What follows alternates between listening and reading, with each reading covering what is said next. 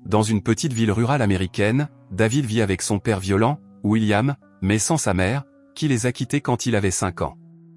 À l'école, David aime passer du temps avec Millie, une fille qui rêve de voyager à travers le monde. David connaît ce rêve et, un jour, il offre à Millie une boule à neige contenant la tour Eiffel. Millie l'adore, mais ce moment de tendresse est interrompu par Mark, qui se moque de David en le traitant d'idiot et jette la boule de verre au milieu d'un lac gelé. David est déterminé à la récupérer, mais lorsqu'il marche sur la glace, celle-ci n'est pas assez épaisse pour supporter son poids et se brise. L'eau glacée emporte le garçon, qui panique au point de disparaître soudainement du lac pour réapparaître à l'intérieur d'une bibliothèque. Confus et effrayé, David décide d'ignorer ce qui vient de se passer et de rentrer chez lui. William commence immédiatement à gronder David pour son retard, alors David se cache dans sa chambre et s'enferme à clé.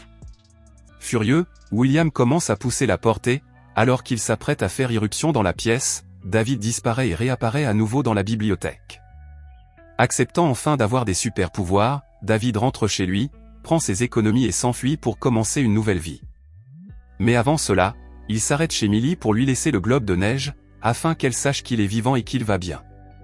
David déménage ensuite en ville, loue une chambre minable dans un motel et commence à tester ses pouvoirs. Les premières fois, il finit par s'écraser contre un arbre, mais il finit par apprendre à les contrôler en regardant des photos des endroits où il veut aller. Sa première visite est à l'Empire State Building, où David a de bons souvenirs de sa mère Mary.